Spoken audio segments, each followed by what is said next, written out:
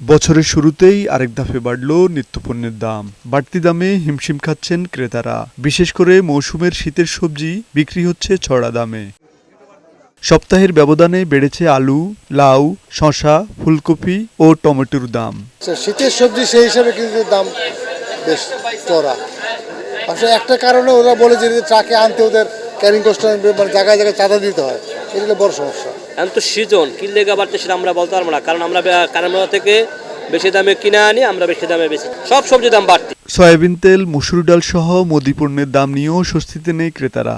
যে নতুন বছরেও চড়া দামে হচ্ছে সব কিছুর পণ্যের দাম বেশি হচ্ছে।